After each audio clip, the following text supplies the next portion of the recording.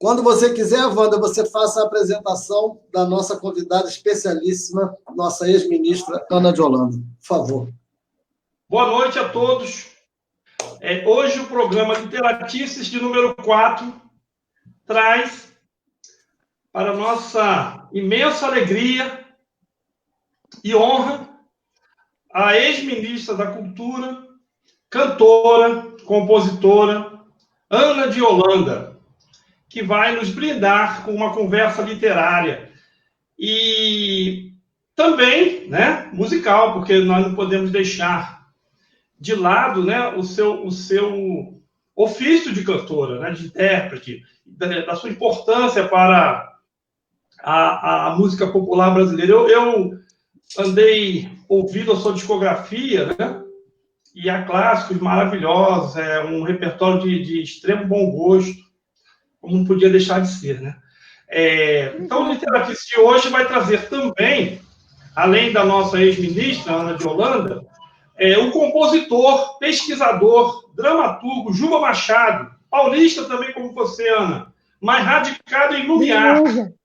É morador de Lumiar como eu. Tá certo. E para o Sarau Cantante, nosso desfecho musical, né, nós temos a presença da Rose Brant e do Tatá, que é o companheiro dela que vai acompanhá-lo no instrumento. Ana, vamos começar falando da sua carreira. O Zé Arnaldo também é sambista. Ele diz que é professor, mas professor é só um hobby dele. O negócio dele mesmo é samba, entendeu? Ele disfarça. Nós vamos começar falando, peço, né, para a gente começar falando da sua carreira como cantora e compositora. Como é que se deu? A gente já sabe da tradição familiar, né? Muitos músicos aboiaram dali daquela família Buarque de Holanda, né? Filhos do grande historiador, do grande intelectual e crítico literário também, né? Pouca gente sabe, mas eu sou da área de literatura, pouca gente fala hoje em dia do Sérgio Buarque de Holanda, crítico de literatura, mas foi um crítico importante também naquele período, sobretudo do modernismo, né? Quando se dá o modernismo paulista, né? De 22, enfim, de 22 em diante. Mas vamos conversar um pouquinho sobre a sua travessia como cantora. Tá. Bom, em primeiro lugar, eu quero dizer que é um prazer esse convite que vocês me fizeram para estar aqui participando desse encontro, desse programa Literatices, né? E aí, quer dizer, eu me inseri, quer dizer, toda a minha relação, a mais forte é com a música, mas com todas as áreas culturais, quer dizer, trabalhei em muitos setores. A literatura, para mim, quer dizer, além de eu sou uma leitora, eu adoro ler, adoro acompanhar, enfim, literatura é fundamental. Eu tenho até um artigo, eu gosto muito de lembrar sempre, ler sempre, do professor Antônio Cândido, meu padrinho. Seu padrinho de batismo? Meu padrinho, que ele falava de casamento e de batismo, porque por um lado era o Rodrigo Mafreco de Andrade, um mineiro, mais um mineiro, que ele era padrinho, só que ele estava viajando. Então, Antônio Cândido representou ele e me carregou. Aí ficou aquela coisa de dizer que ele era padrinho de bandeja, porque... Aí, eu disse, quando eu casei, chamei ele e ficou. Então, encontrava Antônio Cândido, tomava a bênção e tal. E, agora, ele tem um artigo, não sei se vocês conhecem, chamado Direito à Literatura. Conheço. Vocês conhecem? Conheço. Maravilhoso, né? Que ele fala isso, quer dizer, tudo. Você tem necessidade de comer, de ter habitação, de saúde, o direito à literatura, porque a literatura é que abre a cabeça das pessoas, a literatura é que nos dá enfim, nos dá condições de cidadania, de saber, de poder ler, poder se inteirar do que está acontecendo. Enfim, é fundamental esse conhecimento da literatura. Você lê tudo, tem que ler o que é possível, né? E eu tenho um grande prazer, então, de estar aqui, por isso esse convite. E agora, a música, Eu, por exemplo, eu sou compositora, mas eu fiz pouquíssimas músicas. Eu sou mais letrista. Eu gosto, se me dá um papel em branco, eu não sei escrever, eu não sei o que fazer. Eu escrevo toda hora, artigos, coisas assim, mas eu não sou uma, vamos dizer, entrar em ficção, qualquer coisa, eu não saberia fazer. Agora, se me der uma música, aí a música me instiga a querer encontrar as palavras que estão nessa música. A melodia me dá caminho. Se a música é alegre, se a música é triste, em tons menores, se é então, a gente sente aquela tristeza, às vezes é uma melancolia, às vezes a gente se sente leve, né? E aí a música vai me induzindo a buscar as palavras, que eu acho que as palavras já estão lá. A intenção está lá. Eu tenho que encontrar e tentar traduzir para a música, né? Para traduzir a música para palavras, né? Então, assim, para começar a falar, minha relação com a música é essa. Quer dizer, eu sou cantora, comecei a cantar desde criança, tinha realmente lá em casa, ninguém pensava em ser profissional. Era todo mundo se preparava para alguma outra coisa. Mas a música era muito presente, porque papai tocava piano, mamãe tocava piano. Tinha um piano lá em casa, desafinado, mas estava lá. Eles aprenderam, eles gostavam. Papai, você falou papai foi da semana de 22, ele Prudente Moraes Neto, tinha uma revista modernista que era a Estética. E eles eram correspondentes aqui no Rio da revista Claxon, que era a revista dos modernistas. A Estética teve só 3 ou 4 números. E, enfim, ele tinha essa relação, que ele morava no Rio de Janeiro, apesar de paulista, morava no Rio, e vivia no meio dos modernistas. E o pessoal saía, ele, Manuel Bandeira, então eles iam para os bares, né? Era o Cafenice, que era o bar que iam jornalistas, o papai era jornalista, né? Era crítico literário, jornalista, né? Escrevia para o jornal. E ele, com outros amigos intelectuais e tal, eles iam, no fim da noite, iam para o Bar Nice, aonde eles se encontravam, o Café Nice. Eles se encontravam com a boemia e com a turma do samba. Então, papai e Manuel Bandeira tinham uma história assim, quando eles se encontravam, falavam de Ismael Silva, eles se ajoelhavam, porque para eles era um Deus, o Ismael era Deus. São Ismael, eles falavam.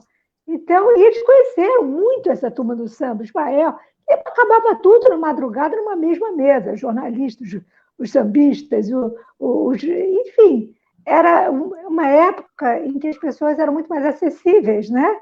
Então, estavam lá, no botequim, as pessoas faziam parcerias, se conheciam, viravam amigos, artistas plásticos, grandes intelectuais e grandes sambistas também, né?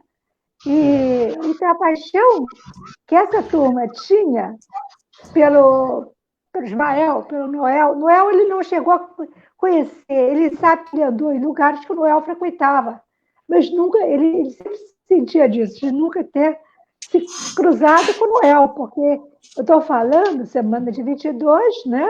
Quer dizer, 22 até 30, Noel morreu em 36, né? 36, Ô, Ana, deixa eu aproveitar que você falou do caminho do seu pai, do Café Nice, mas eu sei também que você frequentava um Café Nice moderno, que era o Bar do Bip, né?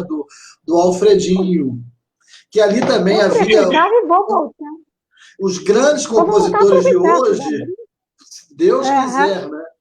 E aí, que você tem a falar do Alfredo, que era uma figura tão especial, e daquelas pessoas que ele reunia em volta dele. Para quem não é do Rio de Janeiro, fale o que é o Bip do Alfredinho. Não, um bar de 18 metros quadrados era uma coisa mínima, né? Tá lá, tá fechado por causa da pandemia. Mas vai abrir, viu? E recomendo a quem vier ao Rio de Janeiro, vai na rua Almirante Gonçalves, eu sei porque minha mãe morava na esquina, Almirante Gonçalves com a praia, Copacabana, e número 50. Mas agora está fechado. Agora, Alfredinho era uma figura. Ele frequentava o bar quando tinham outros donos. E quando eles quiseram vender, ele falou, não vai fechar, não. Ele resolveu comprar. Mas não tinha música ainda, não tinha nada. Cristina, minha irmã, ela estava morando com uma mãe que era na esquina da Almirante Gonçalves com a Avenida Atlântica. E ela começou, baixava lá, via aquele barzinho, a Cristina sentava lá, pedia uma cerveja.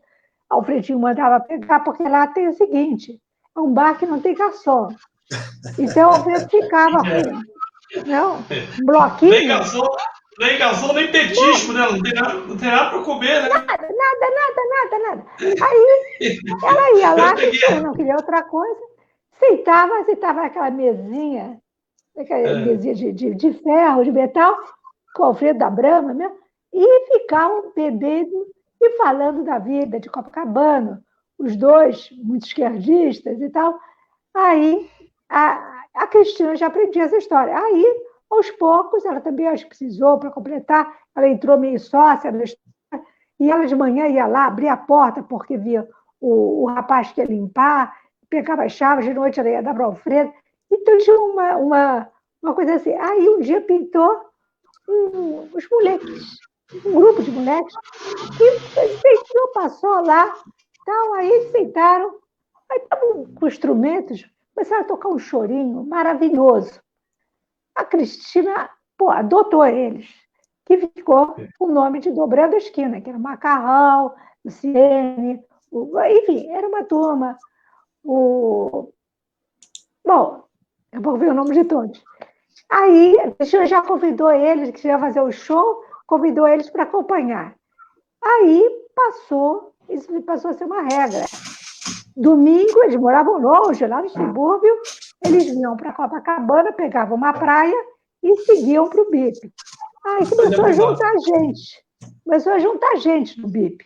Então, a roda de choro, roda de samba, e começou a chegar. E aí começou a baixar gente como Elton Medeiros, Olha, quem não foi lá, não existe, peraí, deixa eu só explicar aqui. Quem não foi lá não sabe que perdeu. Quer dizer, dá para ir lá sempre. Mas eu me lembro de eu ir lá. É um bar efetivamente que o cliente, se é que a gente pode chamar assim, quem frequenta, tem toda a liberdade do mundo, porque a pessoa anota o que consumiu, né? Botava lá no bloquinho, imenso respeito. O Alfredo instituiu esse negócio de confiar no outro, e isso se tornou uma regra. Ai de quem pegasse alguma cerveja lá e que não anotasse naquele caderno. Mas, né? Se não anotasse, o Alfredo também não cobrava, porque certamente. Ele ficava na porta sentado, anotando tudo que o pessoal passava, tá aqui, mostrava para ele duas latinhas. Ah, tá. Às vezes ele perguntava o nome, quando ele não sabia, e punha lá, né? Marilda, punha lá, Marilda, para ir fazer aquela coisa, o xizinho, aquele quadradinho, cortava no meio e tal. Aí, na hora de ir embora, se a pessoa fosse embora e não pagasse, foi. O Frito tinha muito prejuízo também. Aí o pessoal ele instituiu uma coisa de confiança que a pessoa tinha que ser muito sacana. Pouca gente, acho que é só talvez um outro que pode ter passado lá de gente de fora, porque quem queria voltar sabia que não era controlado, mas era uma coisa ética, que ele pelo modelo de ética que ele tinha, as pessoas se sentiam constrangidas. Não é um lugar que você pode roubar ou dar uma criou também, ministro, um público, porque ele também dava aquelas broncas em quem não estivesse fazendo barulho enquanto as pessoas tocavam, porque ali tudo era acústico, né? Então ele mandava todo mundo, olha, ouça a música! E tinha uma regra, porque o pessoal começou a reclamar em cima por causa do barulho, aí eles pegaram as mesas, ficavam tocando na calçada e puseram tudo para dentro. Então o público pode ficar lá fora ou encostado na parede. E as mesas só dos músicos.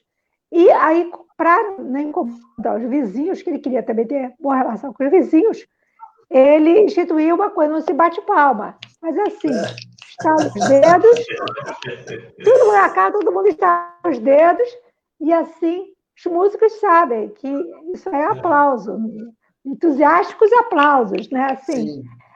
aí, Alfredinho fez isso, e os maiores músicos, eu passei lá, estava na Vasconcelos, Bituca, Milton Nascimento, baixava lá, todo mundo passou por lá, e não tinha estrela, não tinha um famoso, porque é famoso, porque todo mundo lá era tratado igualmente, da mesma forma, bem tratado, e levava bronca, porque quando começava a conversar, aquela coisa de o pessoal ia esquecer, ia conversando, falando alto, tomando cerveja, ele dava um esporro,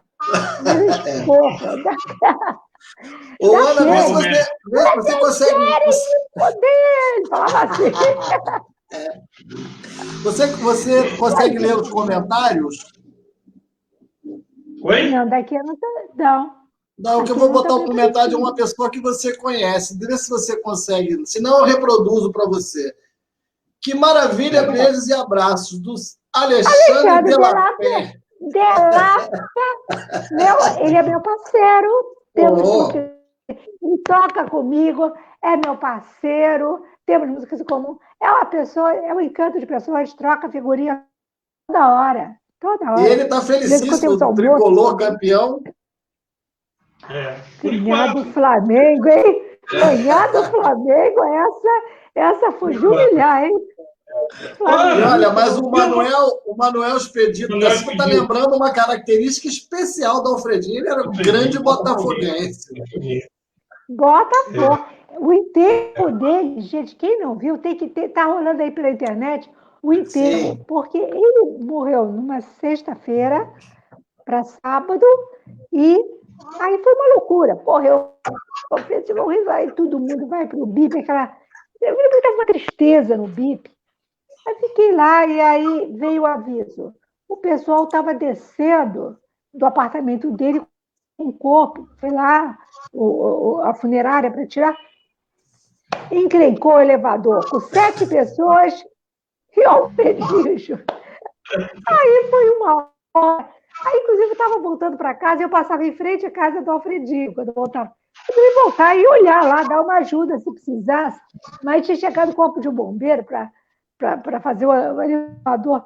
Enfim, ficaram 2 horas presos no elevador. Depois, na segunda-feira, isso foi sábado de carnaval, de 2 anos atrás, 2018. E aí o Alfredo estava lá preso e levaram para a funerária e resolveram, sábado não dá para fazer nada. Domingo não ia ter enterro. Avisaram que não ia ter enterro porque não podia, porque era carnaval. Aí vou fazer na segunda de carnaval. Ele ficou lá esperando e a gente marcou domingo de carnaval. Então, segunda de carnaval, domingo ficou fechado e segunda abrimos o BIP de manhã cedo. O enterro, quer dizer, o velório foi dentro aquele corredorzinho do BIP-BIP, 18 metros quadrados, e o caixão com eu acho que tinha bandeira do PT, que ele era super petista, bandeira do Botafogo e da Mangueira.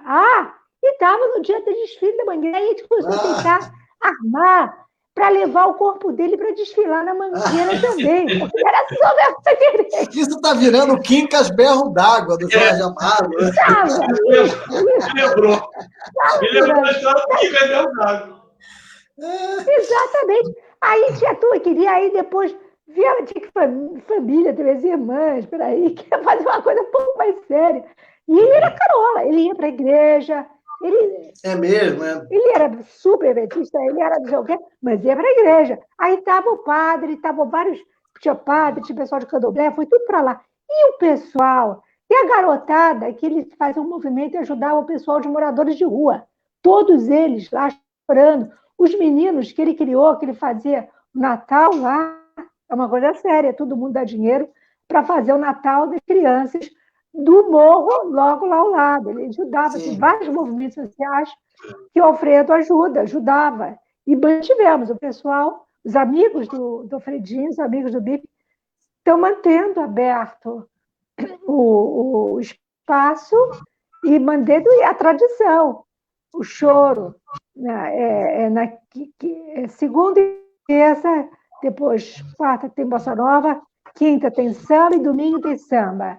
E às vezes tem uma palestra, tem lançamento de livro, tem lançamento de disco. E olha, os melhores músicos, os melhores chorões do Rio estão lá tocando, sambistas vão lá lançar disco, anunciar show, aproveito da canja. E eu conheci o Alfredo assim, logo no começo, quando o Cristiano começou a frequentar, e aí ele ficou amigo de família, ia visitar, ia almoço de família, até chamava o Alfredo, ele ia lá, jantar, descia para o bip-bip e tal. Ele foi. Você é tricolor também, que nem o Chico, não? Com minha mãe que impôs isso em família. Mamãe era tricolor, depois, Miúchas, que não tinha time, não. Sergito era tricolor, o Álvaro era Botafogo, o Chico tricolor, a Pi, minha irmã, Maria do Carmo, ela era América. Aí a América, quando chegou na 4ª divisão, sei lá, aí ela resolveu ser Flamengo. E eu e Cristina somos tricolores. Quer dizer, dos 7. Agora, a gente tinha... Papai não era muito... Papai resolveu torcer para o Bom Sucesso, que ele achava que o nome era bonito. E porque ele não gostava de futebol. Os poetas, em geral, são botafoguenses. Nem todos. Vinícius, eu vi a sua chamada para a live do Kiko Continentino, linda aquela história. Vinícius era botafoguense, né? Queria que você até falasse dele nessa semana em que a gente lamenta os 40 anos de ausência do Vinícius, quanta falta faz para nós. Que você falasse desse personagem tão importante para o século XX, para o século XXI, para o século XXI.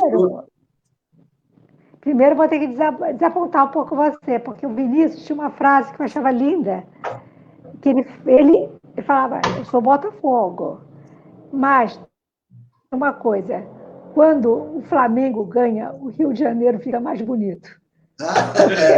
A alegria do povo era tal, então ele dizia, mas a verdade é que o Rio fica mais bonito quando o Flamengo ganha. Certamente. Temos Aquela que reconhecer que tem essa... Agora é Fluminense, pronto, acabou. E o Botafogo tem um amigo que chama Botafogo de Botinha. Aí eu achei, Botinha já é esculhambar demais, né? Não dá para chamar de Botinha. Agora, a Fluminense também não anda muito lá com grande moral. Não. E o Flamengo está pior ainda, porque o presidente ficou bolsonarista, sei lá. Então, está sem moral também. Né? Mas fale do Vinícius, Ana, da sua convivência com ele. Eu, por exemplo, tenho uma enorme curiosidade, eu tenho uma imensa admiração por ele, como quase todo mundo que lida com arte, com poesia, tem admiração por ele, e você, assim, conviveu com ele, né? Tem experiências com ele, não leu o Vinícius, você viu o Vinícius, né? Você pode falar alguma coisinha que dê o brilho desse cara maravilhoso? Assim, eu acho assim, o que mais me impressiona nele é que ele era uma pessoa... ele era todo coração. O pessoal fala do amor pelas mulheres. Não, ele era muito amigo dos amigos. Ele era amigo de qualquer um. Ele ficava... Quando conhecia, se era música, ele já queria fazer uma parceria. Ele tinha essa ligação. Ele tinha uma coisa... Até um desses comentários que ele falou, que eu até comentei, um dia ele chegou e falou, porque entrou um ladrãozinho lá em casa. Entrou um ladrão na sua casa? Quer dizer, o ladrãozinho levou... Quer dizer, até para falar de um ladrão, ele falava de uma forma carinhosa. Ele era incapaz de falar mal de alguém. Quando começava a falar mal, ele não gostava, mudava de assunto. Mesmo gente que que as pessoas tinham brigado para defender ele não tinha. É uma pessoa, ele não se deixava envenenar, que é uma Sim. coisa que hoje em dia que as pessoas estão tão envenenadas. O Vinícius era isso, ele era generoso com todo mundo. Ele gostava, ele chegava, eu lembrei, lá eu contei. O Vinícius, quando era criança, né, eu, Pia e Cristina, que eram as irmãs menores, porque depois dos 3 meninos maiores, e a Miúcha, que já era adulta, nas alturas. E a gente ficava, tinha que dormir cedo para acordar cedo para ir para a escola. Aí, quando o Vinícius apareceu lá em casa, a gente acordava, dormia no mesmo quarto. Peraí, acho que vamos ver quem é, tem alguém. Aí a gente descia escondidinha a escada e ficava vendo. Aí a gente fala, não, é Vinícius, é não sei quem, tem não sei quem, tem um cara ali. A gente sabia que estava rolando uma reunião na outra sala, tá? Aí, mamãe passando, de repente, ela percebia as 3 escondidinhas da escada. Pode descer, pode descer. Vem aqui, está Vinícius está aqui? Desce. Aí a gente descia, a noite passava, o dia clareava, e todos nós cantando, contando história, papai, mamãe, Vinícius, lembrando histórias do tempo que eles moravam no Rio e tal, e histórias engraçadíssimas, e cantando músicas. Várias das músicas que ele cantava eram músicas que papai sabe, papai e mamãe sabia. Essa você fez para fulana de tal, as primeiras mulheres dele, músicas antigas. Vira esta folha do livro, e se esqueça de mim. Essa era uma. Depois, quando tu passas por mim passam saudades cruéis. Passam. Essa eu acho que foi a primeira mulher, para a mãe do Pedro e da Suzana. E aí, para várias mulheres, eu gravei. Minha amada, professora, minha amada, que olhos os teus são casmos turnos, poema dos olhos da amada. Sim. Cheio de adeus. Pois é, que é a outra que eu ouvi dizer que já era para a mãe da Georgiana e da Luciana. Enfim, as primeiras mulheres, tudo me acompanhou. Não, acompanhamos todas, conhecemos. As primeiras eu não convivi porque papai e mamãe, quando se casaram, isso já era amigo, meu pai ficou amigo da família. Mas, assim, ele acompanhou desde o nascimento de Miúcha, de Sergipe. Ele acompanhou o nascimento de todos e frequentava a casa. Então, eu não sei quando o Vinícius foi ficando amigo. Ele era amigo.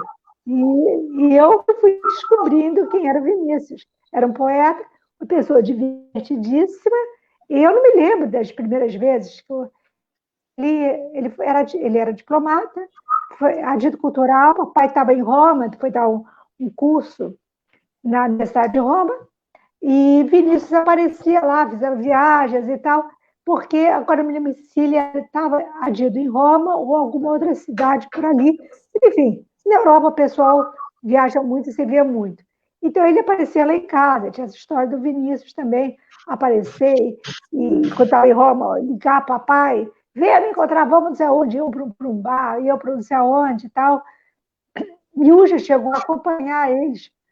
Uma vez que a mãe estava viajando e Miúcha ficou com a gente, papai e tal, e o Vinícius ligou aí, papai catou Miúcha, que devia ter uns 15 anos, assim, e falou, vamos lá. E aí o Vinícius pôs Miúcha para cantar numa boate, coisa assim. Quer dizer, mamãe não teria deixado, mas aí o papai, na ausência dela, o papai levou ela para o boate, menor de idade, o Vinícius pôs ela para cantar, todo mundo tirou ela do bom caminho, ainda bem, né?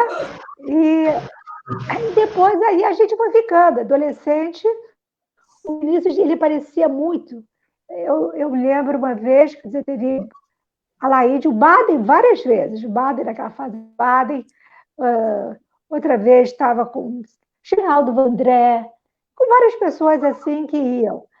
E várias histórias, por exemplo, ele tinha que ir lá em casa, os casamentos que mamãe ficava implicando, casamentos que cada um inventava, o namoro, o casamento, e o Vinícius ia lá para acalmar a fera.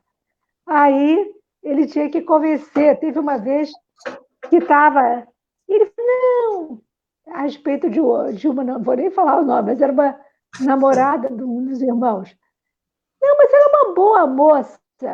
Aí a mamãe fala assim, olha, Vinícius, moça boa para você é uma coisa, e boa moça é outra coisa. Aí, mamãe, tipo, isso é uma coisa, o que é para você boa, para mim tem outro sentido. Aí ela cortou a conversa, não deixou vir. Ele tentando domar a fera, que acho que o papai, que não conseguia, tentando acalmar a mamãe, pediu ajuda logo do Vinícius. Logo de quem, hein? Que argumento de autoridade. Ô, Ana, deixa eu interromper essa conversa tão amistosa para a gente entrar num assunto jamais espinhoso. Você que foi ministra da Cultura, o que você acha que acontece neste momento com a cultura do país? Antes da Ana responder, deixa eu só fazer uma parte. Ô Zé, o Cláudio Damião já está aí? Já. Então, o Ana, ele vai fazer uma... O Cláudio Damião é um ativista cultural aqui de Friburgo, de Nova Friburgo, e ele também vai participar de uma pergunta aí para o nosso debate. Então, vou pedir para emendar a pergunta do Zé Arnaldo. Cláudio, seja bem-vindo. Com a do Cláudio Damião. Obrigado, gente. Opa, prazer, Tudo Cláudio. bem? Prazer. Poxa, olha, Zé Arnaldo, muito legal. Prazer em conhecê-lo. O Wander Lourenço, uma pessoa maravilhosa, um grande coração, além de um artista espetacular. E você, Ana, chamá-la de você. Te acho uma mulher muito bonita, muito elegante, talentosa.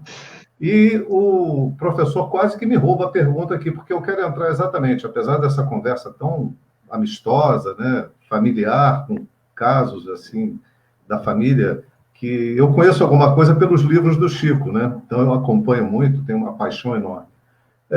Mas nesse governo a cultura foi absolutamente rebaixada, né? Você foi ministra num outro tempo, numa outra conjuntura. E nesse governo a cultura está sendo assim rebaixada, marginalizada, criminalizada. Demonizaram a lei Rouanet. Os artistas estão passando um aperto enorme, né? Tirando aqueles que são artistas já muito consagrados, a maior parte dos artistas, e a gente classifica os artistas numa gama muito grande de manifestações culturais, né? E eu fico pensando, por que a nossa elite é tão cruel com a cultura? É uma pergunta que pode parecer banal, mas tem um contexto da visão dessa elite tão atrasada que a gente tem no país, como diz o Gessé de Souza, né? Elite do atraso. Então, eu queria deixar essa pergunta, fugindo a essa conversa tão amistosa, para um campo mais político também. Não, olha, tem que falar. Obrigado, Cláudio. Obrigado, com o professor e o meu amigo Wander Lourenço. Obrigado pela participação, Cláudio. Obrigado. O Cláudio é o nosso futuro prefeito aqui de Friburgo, Ana. Opa, se Deus quiser. Certo. E pela cultura. Ótimo, melhor ainda. Isso que eu já percebi. Então, olha, Cláudio, para os dois. A questão da cultura, nesse governo, não se difere muito da postura que esse governo tem em relação a tudo, à cidadania, ao brasileiro comum em todos os seus aspectos, quer dizer, na área da saúde, que a gente está vendo uma pandemia que está sendo tratada como brincadeira, na área da educação, na área de todas as áreas, trabalhistas e, enfim. Esse governo, eu não diria nem que é uma elite, uma elite de direita, uma elite. Não, eles não são nem a elite. É um governo de milicianos, né? A formação, a gente fala muito de militares, mas eu acho que mais do que militares são milicianos. A postura, eu vivi a ditadura militar, e foi a coisa mais horrorosa que você pode imaginar. Agora, eles tinham algumas regras, a cultura não foi tão atingida, foi atingida na censura, mas, ao mesmo tempo, eles fizeram um projeto Pixinguinha, deram mais força para a Embrafilme, teve algumas áreas que eles perceberam que eles estavam mal e que eles precisavam se redimir um pouco com o mundo da cultura. Esse governo não, eles têm primeiro um ressentimento muito grande, porque, com raríssimas exceções, o mundo da cultura, quer dizer, os artistas em geral, escritores, então, não apoiaram Bolsonaro. Não apoiaram porque realmente o nível dele, quer dizer, aquela famosa reunião do dia 22 de abril, de maio, a gente vê o nível da pessoa, quer dizer, o nível de como eles tratam o poder, como eles tratam o Brasil, como eles tratam a população, como o desprezo que eles têm. Então, a cultura é só mais um apêndice disso. Quer dizer, a cultura tem esse lado que ele tem um ressentimento com a turma que nunca apoiou ele, mas tem também, porque a cultura tem sempre essa tendência a provocar uma reflexão.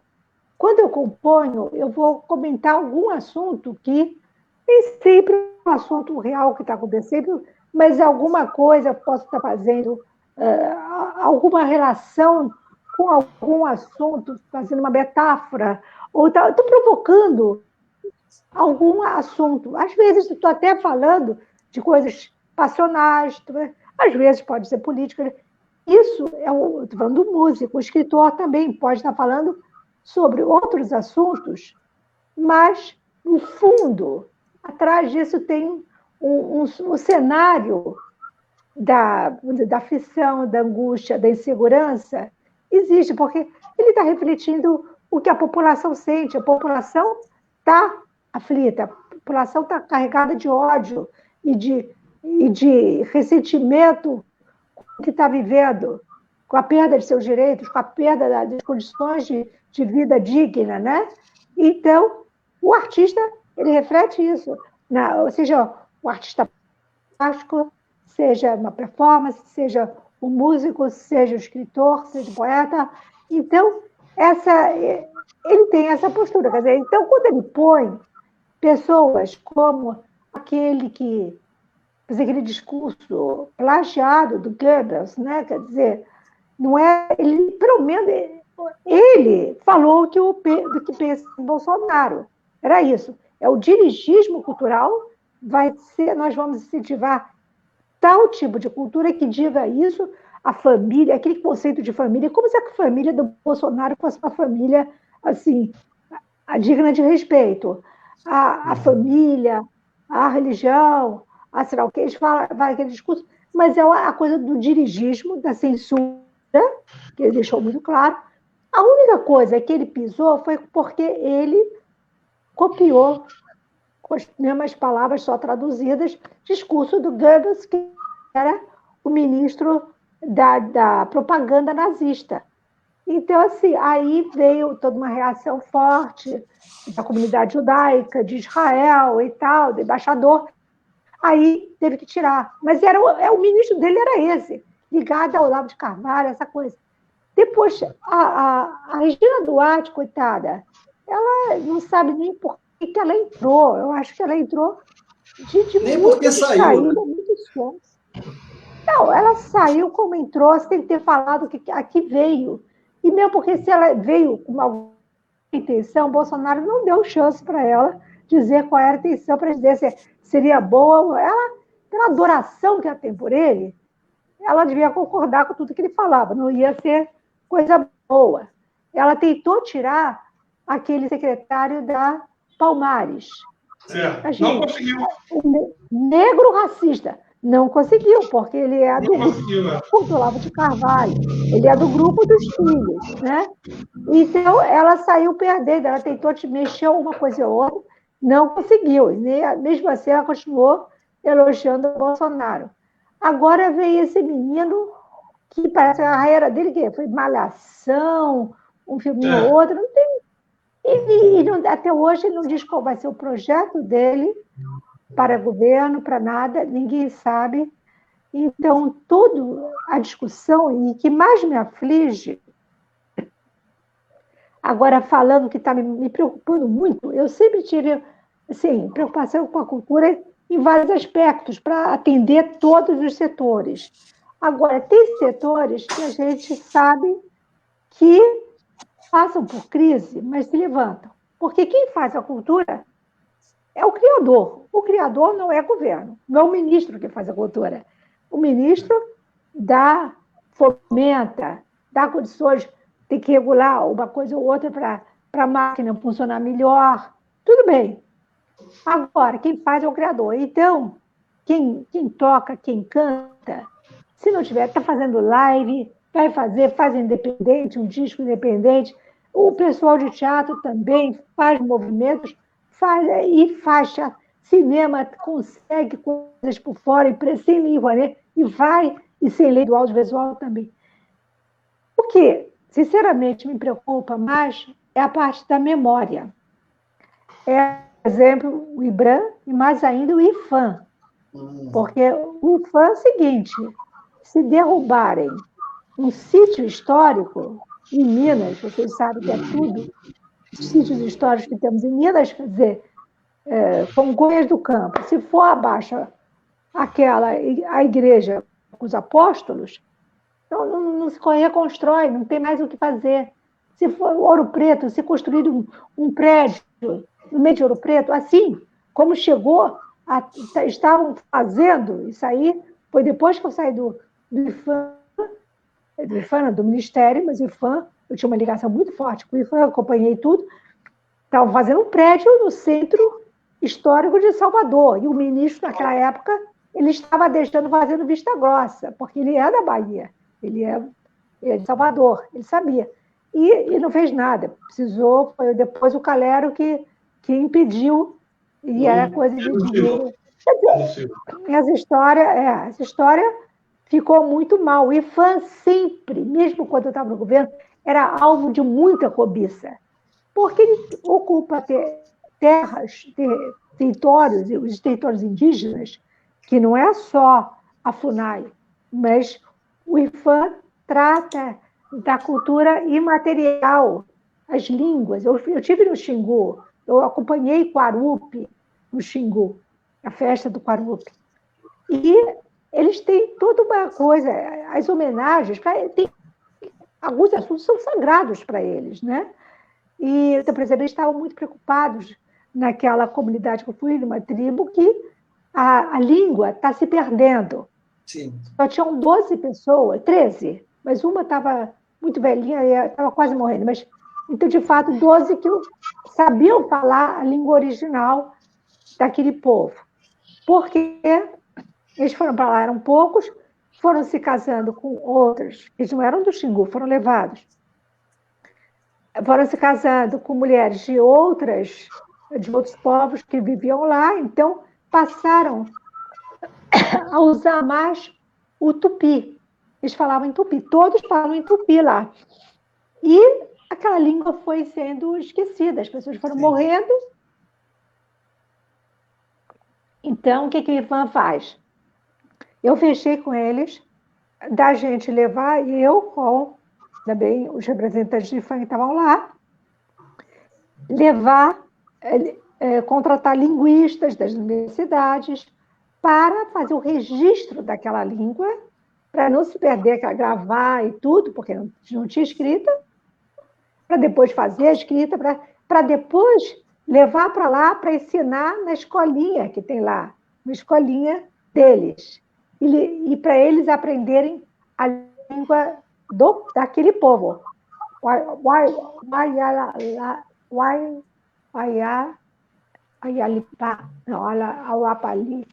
Bom, daqui a pouco eu lembro o nome daquele povo. Deixa eu te falar uma coisa.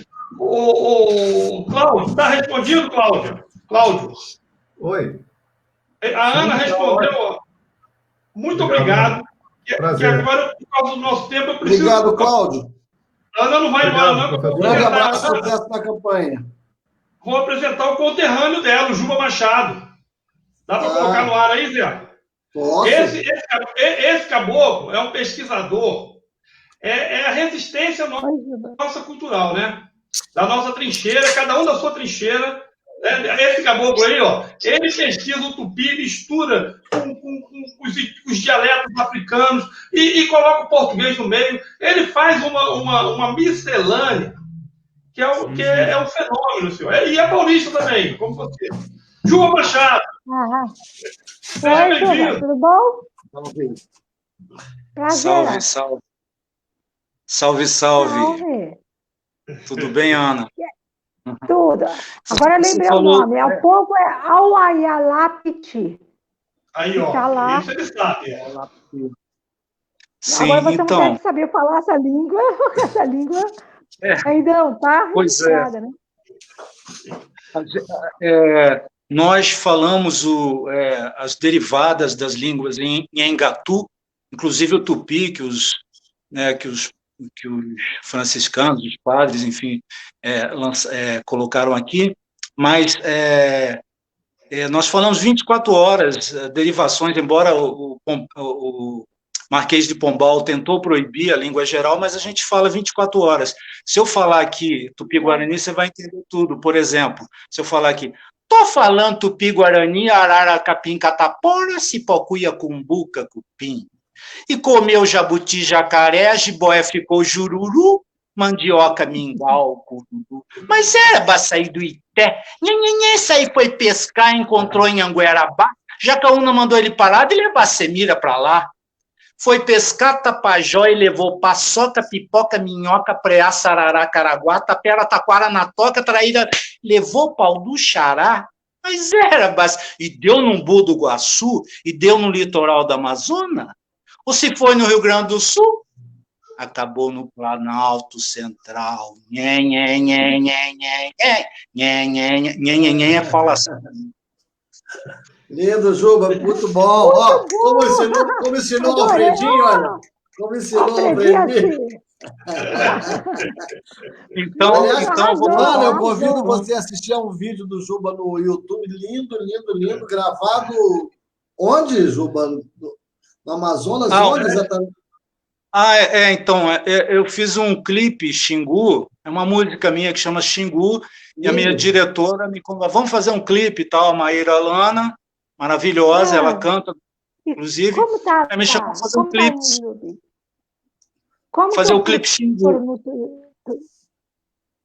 Como eu procuro no YouTube? Eu vou te mandar o link, Ana. Eu te mando. Manda. Te manda, pode deixar. Você colocar... Nós temos um quadro aqui no Literatices, que é o Sarau Cantante. Então, eu vou pedir para o Juba cantar uma moda aí para gente. Desse hibridismo que ele faz com os idiomas, com os dialetos. Canta uma para gente aí, Juba. Eu ia cantar Xingu, mas como já tem o videoclipe na internet, Xingu, Juba Machado e tal, vocês vão achar fácil. Inclusive, abriu o Festival de Berlim o ano passado, de cinema, Favela Filme, Rio de Janeiro. Então, vou tocar uma música mineira, porque eu adoro Minas, e me baixou aqui porque a Rose Brant, que é minha amiga também, por acaso, e a última vez que eu fui em São Paulo, ela me hospedou graciosamente, uma querida amiga. Eu vou tocar aqui, então, uma música que eu fiz para Minas Gerais, tá? Que sempre tem uma história, né? Sempre tem uma história. Um vizinho que apareceu aqui em Lumiar, e eu perguntei, de onde você é? Ele falou, eu sou de Muzambinho. Aí eu pensei comigo, Muzambinho, corruptela de Moçambique, vou fazer uma música. Naquela noite fiz a música, de manhã bati na casa dele para mostrar a música, todo feliz, né, orgulhoso. E o cara mudou naquela noite, foi embora, nunca mais o vi. Então vou tocar a música para você. Olha! Fiquei com a música. Se menino... É assim. Te deu inspiração?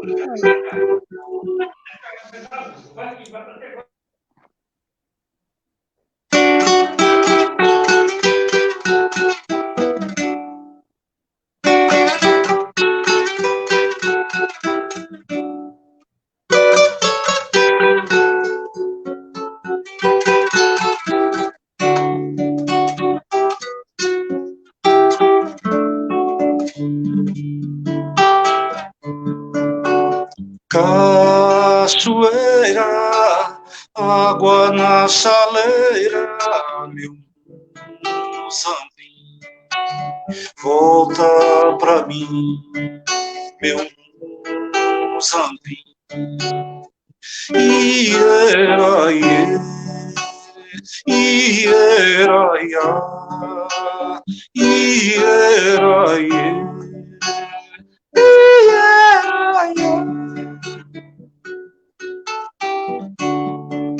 Perfume de rosas, broas de milho, meu Moçambique, volta pra mim, meu Moçambique. Ieraie, ieraia, ieraie, ieraia.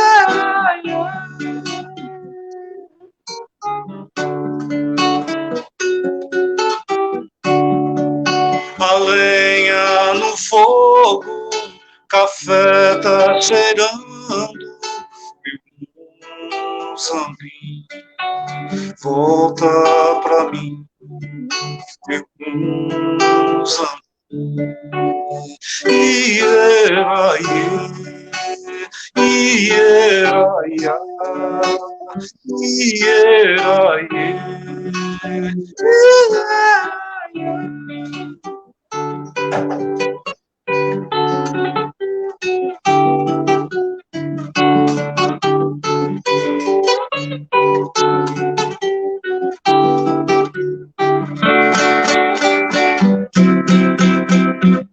Carro de boi chorando na estrada, lua nova saindo, traz meu amor, e a boiada chegando, vou lá ver meu Moçambique, meu Moçambique. Aguardente, não me leve sem ver meu Moçambique. Ieraie, ieraia, ieraie, ieraia.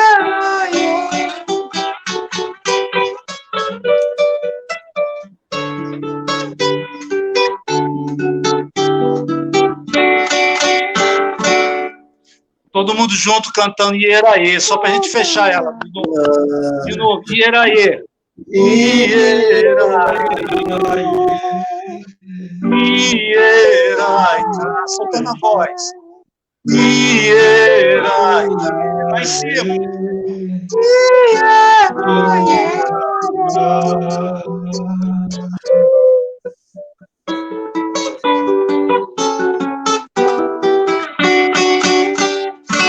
E boi. Que bonito! Que bonito, meu parceiro! Beleza! Beleza! Muito lindo, Juba. Obrigado, Juba! Errei pra caramba, esqueci a música no meio do caminho. Juba, não vai embora não, que eu vou chamar você de novo. Tá bom? Tá bom. Tá bem. Vou jogar o Juba lá embaixo. Nós vamos desistir, por favor, hein? Pelo amor de Deus, é o Wander que manda fazer isso. Nós vamos estrear um quadro novo hoje no Literatices, porque com dicas de teatro, com a professora doutora Andréa Stelzer, ela bolou um quadro para orientar as pessoas em casa a assistirem ótimo. Essas peças que estão sendo divulgadas pelo YouTube, enfim, os canais. Chama a nossa Andréa aí, o poeta. Vamos embora. Olá, boa noite. Nossa, que prazer. Obrigada, Wander, pelo convite. Agradeço vocês todos. Nossa, estou muito feliz aqui nessa live. Só gente famosa, gente feliz. Me diz uma coisa, você vai cantar também, não, né? Não, cantar não é minha praia. Eu vou falar Aí já é outra. Então, achei legal colocar esse quadrinho aí de teatro, né, para a gente falar um pouco sobre a cena contemporânea nesses dias de pandemia, né, porque tá difícil ir ao teatro agora, né, gente? Então, o teatro está criando novas janelas, né? Tem que ser, né? A gente cria novas janelas de encontrar o público, de encontrar as pessoas, né? Já que a gente não pode se encontrar ao vivo nos teatros, a gente vai pelas janelas da internet. Então, vou falar um pouquinho desse encontro do teatro com a internet aqui, né? Que a gente está vivendo nesse momento.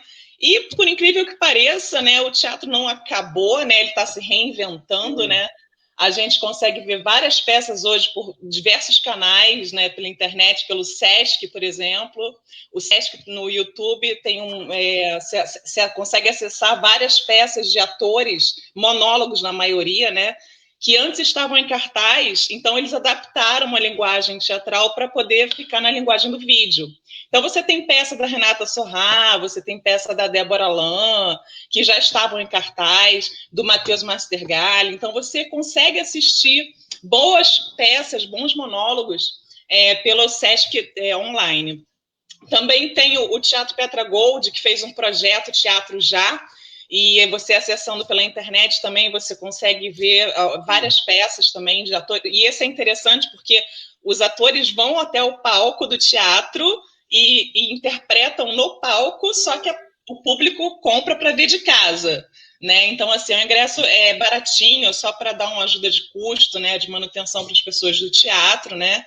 E também tem o Teatro Claro TV agora, que você consegue assistir peças de teatro pela televisão, pelo canal 500 do Claro TV. Então, isso é o que não falta, né? Agora, a experiência que eu vou falar que eu assisti ontem, que foi uma experiência bastante interessante, que foi uma peça que se chama Aonde Estão as Suas Mãos, esta noite. E é uma peça que ela foi criada completamente no isolamento, né? A dramaturga Juliana Leite, ela escreveu a peça, que foi pensando já nesse contexto, né, do isolamento, a atuação de uma atriz, da Karen Coelho, e a direção do Moacir Chaves, que é um diretor amigo meu também da Unirio, né, que eu me formei pela Unirio. E a peça é muito interessante porque depois da peça eles falaram um pouquinho sobre o processo de criação e a gente pôde entender como é que foi criado isso, né? Porque era um curso que o Moacir estava dando, a Juliana Leite de dramaturgia ela estava fazendo, quando de repente começou a pandemia. Então eles tiveram que parar tudo, cada um foi para sua casa e ficou sem saber o que fazer, como ia continuar aquele processo. Aí a Juliana Leite resolveu colocar o foco da dramaturgia exatamente na questão de uma mulher solitária vivendo esses tempos de isolamento na sua própria casa.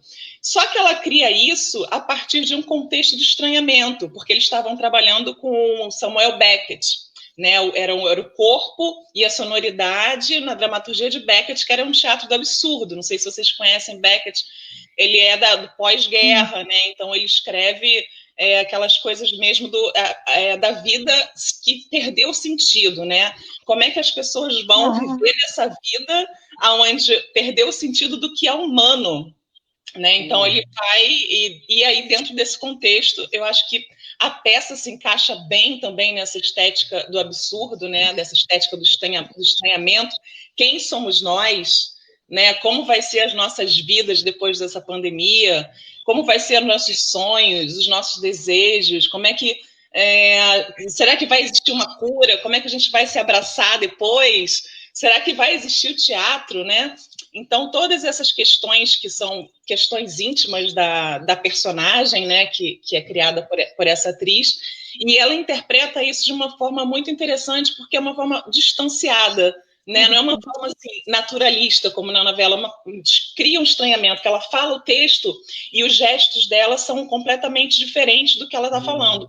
A forma que ela fala é totalmente sem sentimento, né? Tem essa coisa assim da pessoa estar falando de frente para a câmera, então isso já cria uma nova estética também. Você está diante de uma câmera, você tem um enquadramento que é diferente do enquadramento teatral. Então, isso também já cria uma linguagem que essa ligação do teatro com a internet, que é o que está acontecendo hoje, que eu acho que é interessante desse estudo, dessa nova linguagem teatral e das novas tecnologias na cena, que eu acho que muitas dessas coisas vão poder ser aproveitadas depois no contexto, né, pós-pandemia, quando o teatro retornar. Eu acho que a tecnologia ela vai estar muito mais dentro, né, do teatro, não só do teatro, como da educação também, né? A gente está vivendo aí, eu sou professora também de teatro, da Estácio de Sá também, da universidade, então a gente começou a dar aulas online, que é a nossa nova realidade, né? Então, assim, esse instrumento vai ser talvez um instrumento que vai acompanhar a gente aí no futuro, talvez muito mais do que a gente possa imaginar. E dentro da arte, dentro da cultura também, né? A gente está falando aqui da ministra da Cultura, então a peça, ela faz essa referência à incerteza da vida da atriz, mas essa incerteza também está ligada com o que essa atriz, como é que vai ser a arte? Ainda vai existir arte? Quer dizer, no contexto político que a gente vive hoje também, a gente está vendo um monte de insegurança, né? Uma série de medos. Então, será que o teatro vai acabar? Será que o artista vai sumir? Como é que o artista vai viver? Vai viver de quê? Né? Como é que isso vai ser valorizado?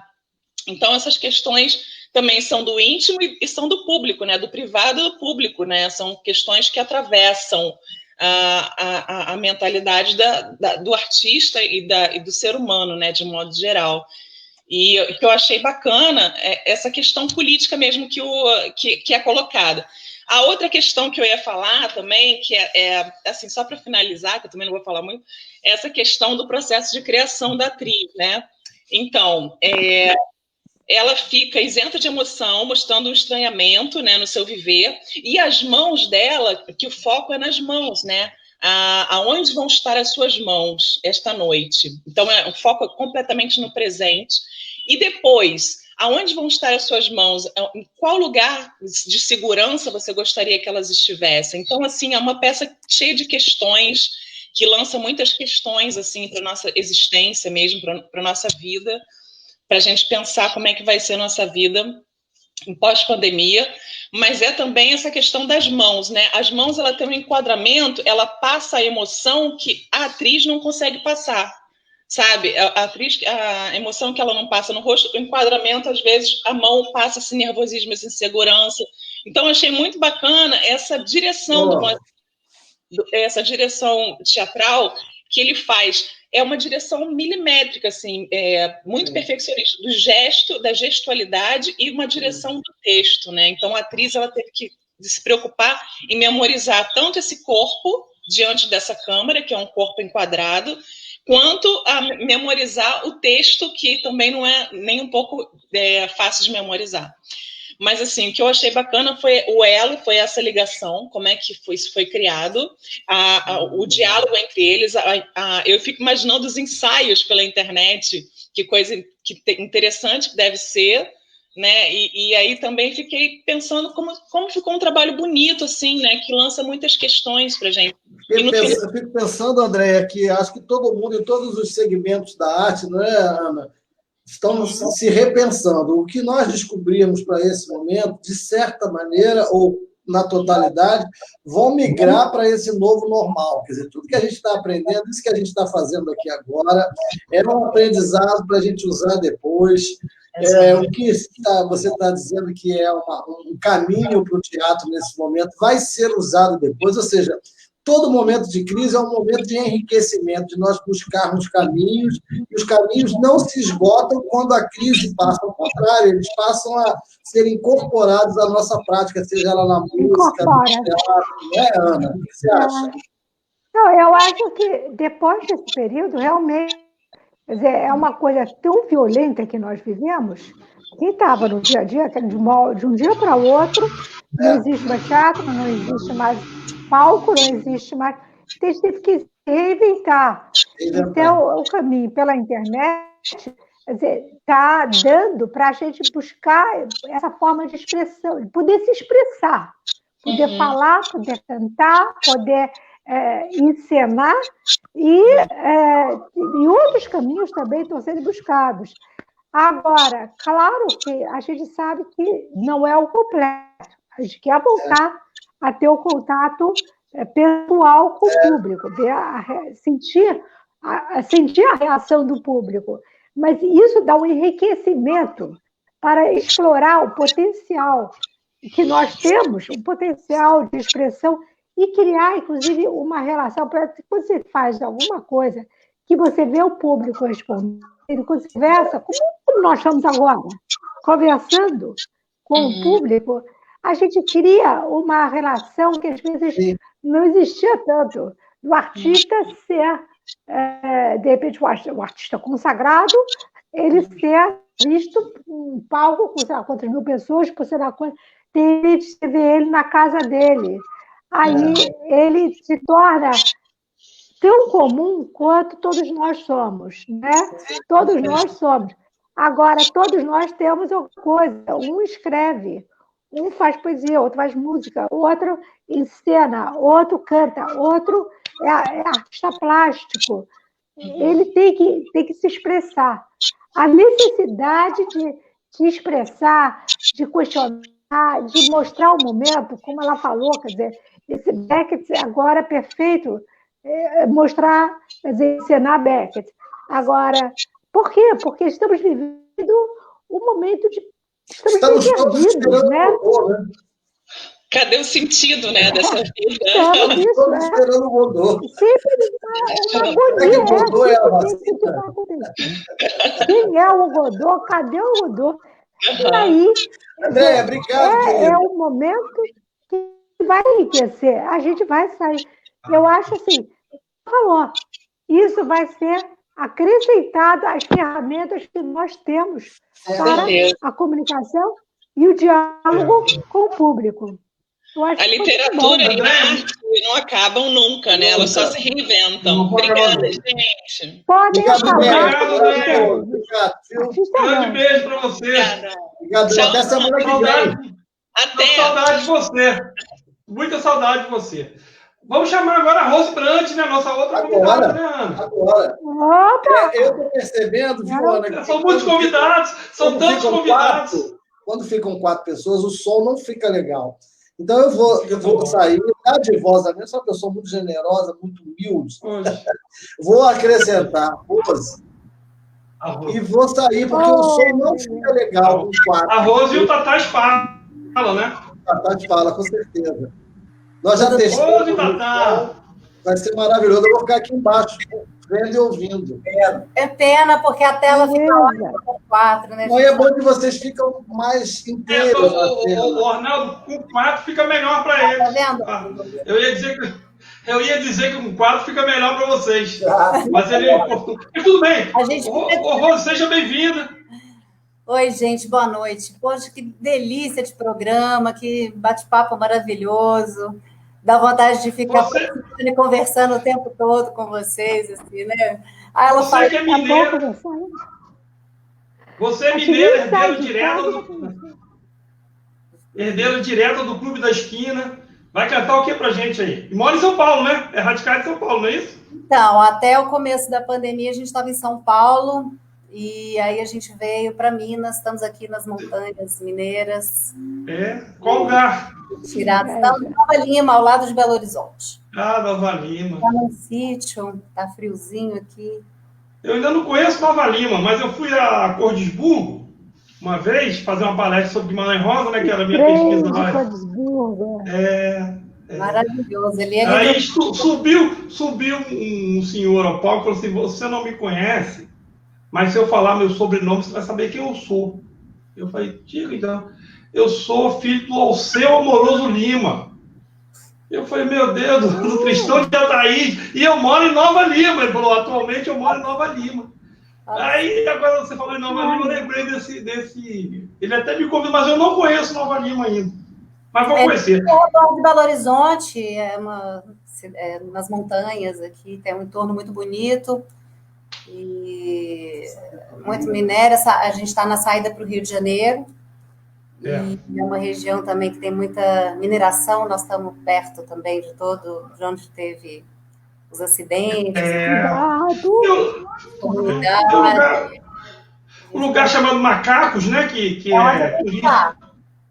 aí que vocês estão? Onde nós estamos. Aí? Eu ouvi falar. Vamos escutar um pouquinho o Tatá. Tatá não fala quase. É quieto. É mineiro, é? Então, vou apresentar oficialmente, né? Assim, Eu sou a Rose Brant, eu sou atriz, eu sou cantora, sou artista plástica. Eu queria falar um pouco sobre a questão da criação, porque eu ouvi a Ana falando, e aqui eu estou com o Tata Spala. Tata é meu companheiro, Boa noite. Tata é compositor, música, produtor musical, ele é parceiro de um monte de gente aí da música brasileira, né? Vamos fazer uma parceria, Tata. Vamos sim. Você estava falando, Ana, dessa coisa de escrever, de musicar. O Tata eu até acho graça, assim, muito, porque o Tata é aquele cara que pega as letras e pega o clima e ele tem muita facilidade de compor em cima das letras. Faz o serviço inverso, né? Exatamente. Ele sente a música das palavras. Eu gosto muito. E eu fico tentando sentir qual é a palavra que aquela música está falando. Então, eu faço o serviço inverso. É o ritmo, né? O Manuel Bandeira dizia o seguinte: a poesia não precisa ter rima, mas tem que ter ritmo. É o ritmo de cada palavra que vai dar essa musicalidade, né? Falando, eu acho assim, né? Eu me vejo muito como uma artista criadora, independente de onde eu escolho o suporte para eu estar caminhando naquele momento, né? Seja para a cena, seja para onde for. Eu falo que essa coisa da criação, né, de escrever a letra como você faz, Ana, é uma dramaturgia musical, né? Essa construção dramatúrgica ali, né? Forte. E o que vocês vão cantar para nós? Bom, por falar nessa questão da criação, eu vou cantar aqui uma música que eu fiz, que, na verdade, ela surgiu como um vídeo-poema. Tem um vídeo no meu canal do YouTube, ela se chama Um Oceano e Meu Jardim. Na verdade, as imagens foram feitas primeiro, depois dessas imagens surgiu o poema e depois veio a melodia que eu gravei no meu disco que eu lancei em 2018. Um Oceano e Meu Jardim.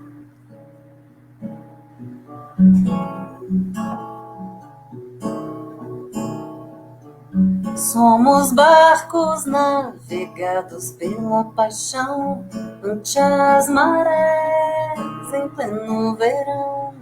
Somos barcos navegados pela paixão ante as marés em pleno verão. Tenho oceano em meu jardim, onde pesco sonhos, pra você se lembrar de mim.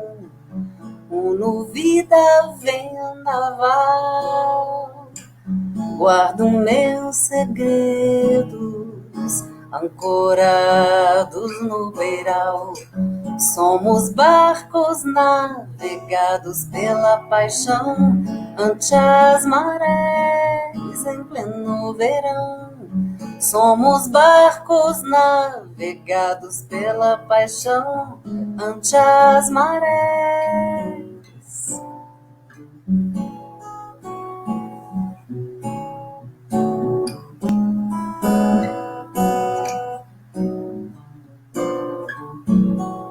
Palavras soltas lanço ao mar como arrebentação. Na casa caiada me vejo em mim, buscando me elucidar. Margaridas me banham de renovação e o vento me leva. Somos barcos navegados pela paixão ante as marés em pleno verão. Somos barcos navegados pela paixão ante as marés.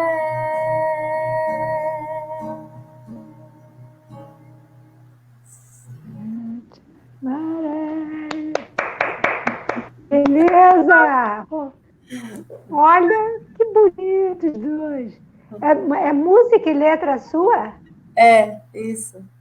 Então, não tem essa coisa toda. Eu estava hospedada na casa de um amigo querido, escritor maravilhoso, e Luiz Gonzaga Souza Lima, pessoa maravilhosa. E ali eu me inspirei com as imagens, e aí foi lindo. Ô, Rose, eu voltei porque eu queria lhe perguntar uma coisa. O Wander me falou da sua presença e, logicamente, eu fui fazer o dever de casa, né? Aí fui olhar e eu vi um vídeo tão lindo, não sei o nome, mas de uma bailarina. Da bailarina? É isso? Bailarina? De uma bailarina que de alguma forma você participa, e eu achei assim, mas, meu Deus, será que ela também dança? Eu sou meio assim... Porque você compõe, atua como atriz, escreve. Hoje, você acha que hoje os artistas são obrigados a abrirem esse leque para terem mais oportunidades, ou isso é uma tendência sua mesmo? Eu acho que isso é muito da vontade e dos caminhos mesmo da criação, da pesquisa, né? Então, às vezes a gente verte por um lugar. A dança, ela veio primeiro, né? O corpo veio gritando essa vontade forte em mim. Eu morava do lado da escola, né? Do corpo. O grupo Corpo ensaiava, eu passava os dias, as tardes, que legal. Com eles. Eu sou cria, né? Eu era mascotinha, assim, da escola, então eu morava. Né? Então, minha primeira formação foi em dança. Depois disso, eu me apaixonei. Aliás, Oi, Ana. Não, eu acho, só para completar um pouco o que você está falando, que eu também penso isso, assim, eu acho que, para uma cantora, eu fui estudar teatro, estudei teatro, fiz teatro, aliás, eu também escrevi, junto com a Consuelo de Castro, tivemos uma peça, no momento que estava uma aflição, foi o momento, enfim, né, do Collor, tá? A gente escreveu uma peça, desses momentos de agonia, né, que tudo deu errado, tudo que é diretas, tudo tinha dançado, aí a gente escreveu.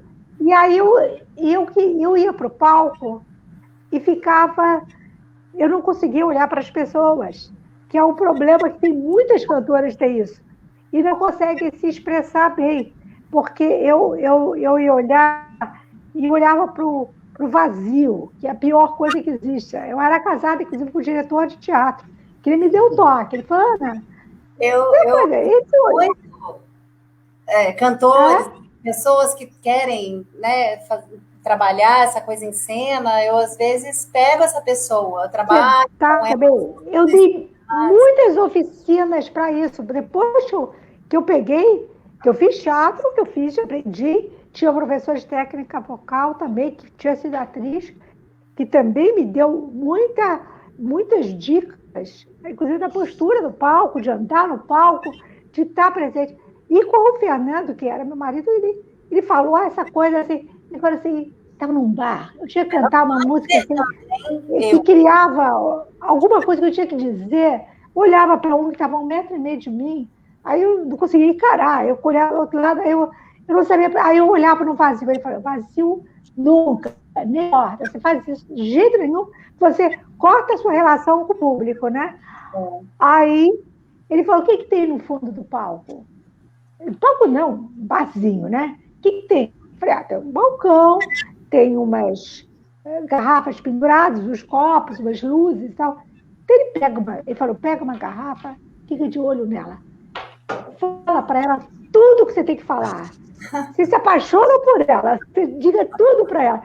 E aí, o teu olhar, você está vendo alguém, e ninguém sabe muito bem para onde você está olhando. Você passa uma verdade quando você está olhando. Então, assim, eu acho que a teatro, a artes cênicas e a interpretação, que às vezes eu vejo cantoras que cantam lindamente, técnica total para afinação, para interpretação, mas não sabe interpretar, não sabe dizer a letra, não sabe dar o sentimento às vezes, né? Os caminhos assim, se preocupa com a execução, mas essa verdade, essa coisa da alma, ela se esvai nessa necessidade, né, apenas de... Interpretar isso, né? Interpretar, eu acho que tem que ter afinação, tem que ter um timbre e tem que ter a interpretação. A interpretação é saber dizer, né? É saber o que está dizendo. Você não vai falar uma música trágica, as gargalhadas, feliz. Você tem que buscar qual é o sentido. Ser você, né, no seu trabalho, né, na busca da construção.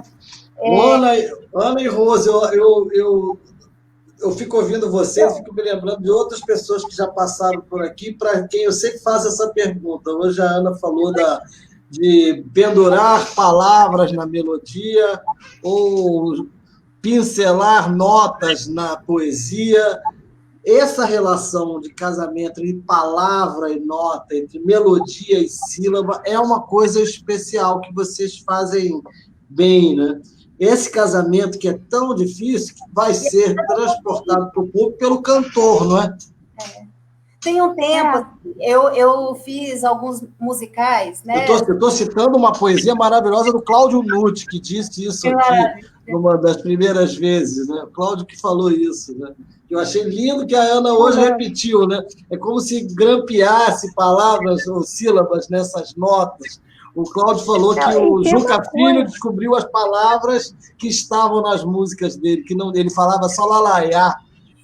Eu acho isso lindo, né? Essa relação entre a música e a poesia. Quando você encontra a palavra certa, aí você vai dizer, claro que era essa a palavra. Era isso mesmo. Que ela nasceu. A gente só não tinha achado, mas que ela estava lá dentro, ela estava. Ou então, as notas eram essas, né?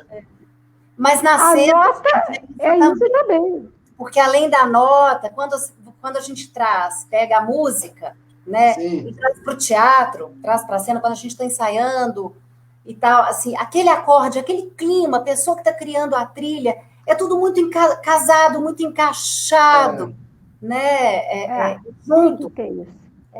Tem que ter um sentimento, a sensibilidade, né?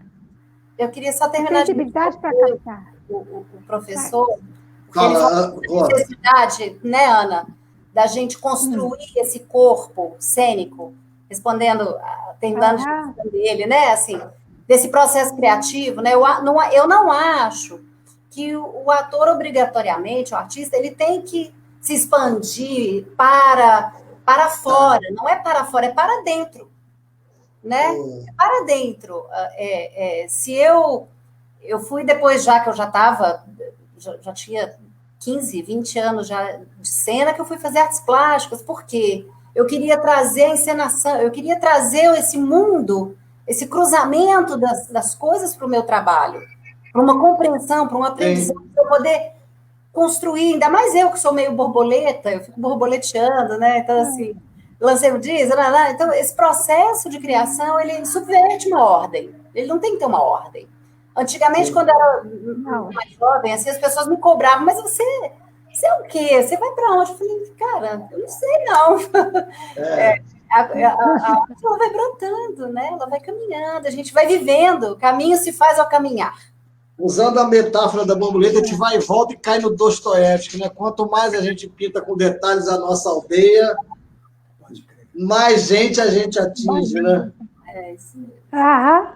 É por aí, mais universal fica. A nossa alma dialoga com outras almas. Então, quando a gente bota a nossa alma para fora, a gente efetivamente alcança mais almas, né? A gente não tem que nunca pensar nem no nosso exterior, nem na dos demais, né? A gente sempre se comunica por esses caminhos que escapam à nossa percepção e que os artistas conseguem conectar, conseguem estabelecer. Muito melhor do que essa porcaria dessa internet que trava a gente sempre. Nossos eflúvios poéticos é que nos conectam sempre. E politicamente, Ana, nós não morreremos nunca, o teatro não vai morrer nunca. Nunca. Nunca. Podem me prender, podem me bater, podem deixar me sem comer, que eu não mudo de opinião. Nós não vamos. O Criador vai se renovar, vai saber criar em todas as formas ele quer criar, o alimento dele se alimenta dessa necessidade. Olha, então, como nós estamos num momento de desobediência civil, eu quero que o programa se dane. Eu vou trazer o Juba Machado. Se cair a internet, a gente cai feliz. Meu querido Juba de volta para a gente encerrar esse encontro maravilhoso, agradecendo demais, especialmente a Ana de Holanda, nossa ex-ministra da Cultura, que tanto nos ensinou com sua experiência, com sua arte, com seu talento, a Rose, ao Juba. E, Wander, faça as despedidas oficiais, você que é o cara que junta essa galera maravilhosa, por favor. Obrigado, gente. Desculpe as minhas barberagens internauticas, eu sou um analfabete, estou me alfabetizando na pandemia.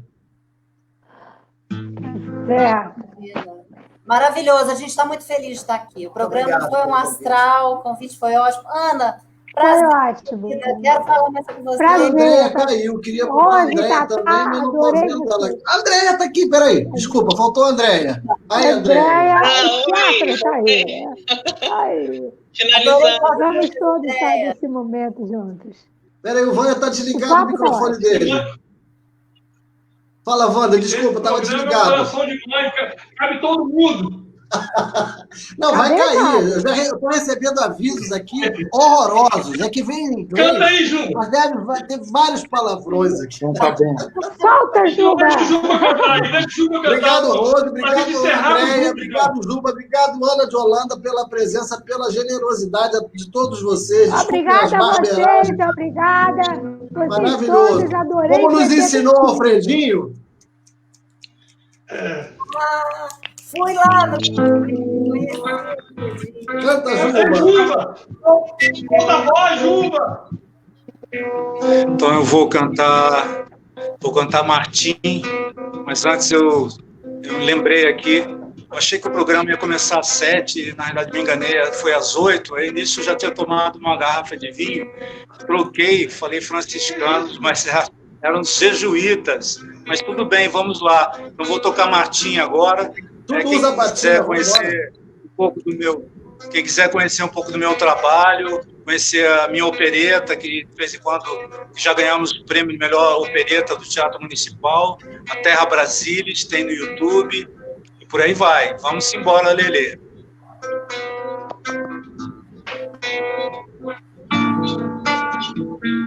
Que a nossa língua é muito rica, ela tem banto, ela tem kikongô, tem um nagô, ela tem engatu. Nosso português é demais. Então, vamos lá para Martim.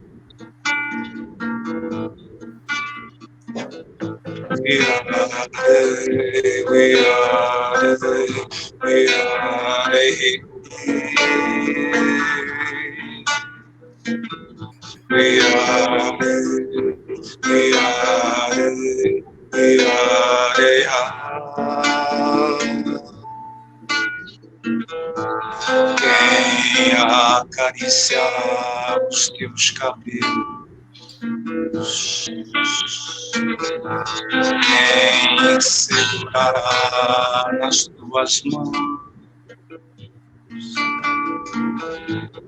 quem protegerá das tempestades, das sombras do poder, da escuridão.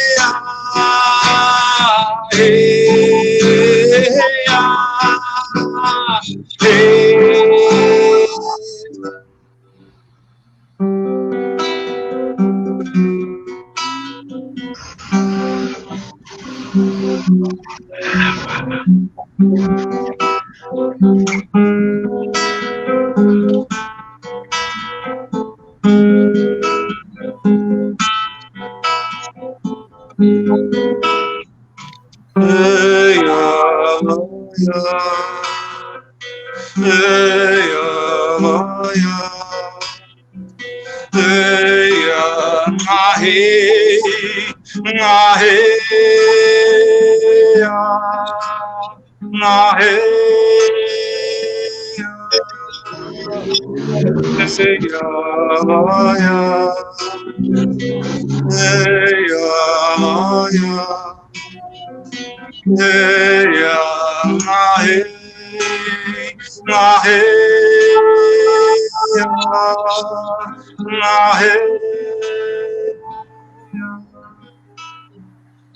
Pai Martim, foi o meu fim, veio com as ondas e seu neblin, brilho de chama, barbatanas em mim, lá em Martim, foi o meu fim, me enfeitiçou e me beijou e me levou no mar de amor.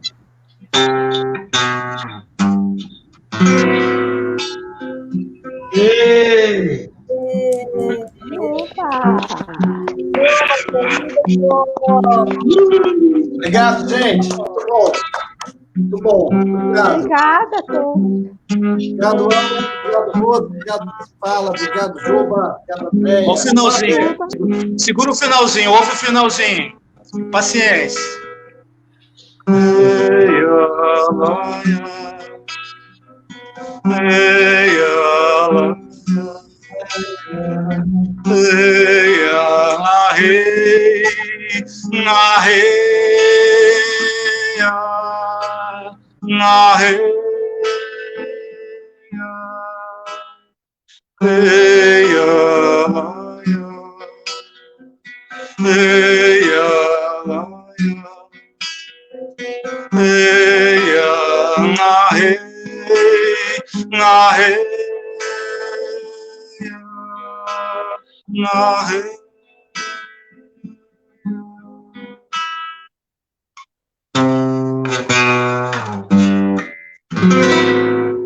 Martim de Sá, Martim, imaginei um náufrago entre franjas de rede, tábuas de náufrago,